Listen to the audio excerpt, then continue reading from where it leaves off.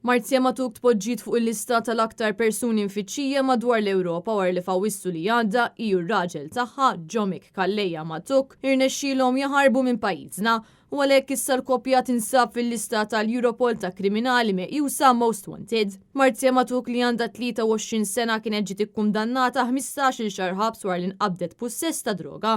Dan il-każ imur lura għal Awwissu tal-2019 meta hi kellha 19-il sena. Min-naħa tiegħu Jomik Kalleja Matuk kien instab ħadd li prova jdaħħal splussiv pajjiżna u jixtri l-vanelu mid-dark web. Issa kollox qed jindika li l-koppja x'aktarx ħarbet lejn is-Serbja għalkemm ma kien hemm l-ebda rapport li l-koppja telqet minn Malta b'ajruplan jew bil-baħar u allura hemm possibilità kbira li l-koppja telqet mill-pajjiż permezz ta' passaport fals b'dajsa privata u rnexxiela tiżgiċċja minn taħt għajnejn l-awtoritajiet Maltin. Possibilità oħra hi li l-koppja qasmet lejn sqallija bil-baħar u saqu mill-Italja lejn pajjiż ieħor Ewropew. B'sorsi li tkellmu ma' Net News jgħidu li jista' jkun il-każ li tfajla u r-raġel tagħha diġà bidlu l-identità tagħhom sabiex ma jibqgħux taħt ir-radar tal-awtoritajiet barranin. Ftit ta' żmien wara li l-koppja sparixxiet il-qraba ta' Marzja Matuk stqarrew li kienu nkwetati ħafna dwar is-sigurità tagħha wara li kienu sabu t-taqlib sħiħ fir-residenza tal-koppja.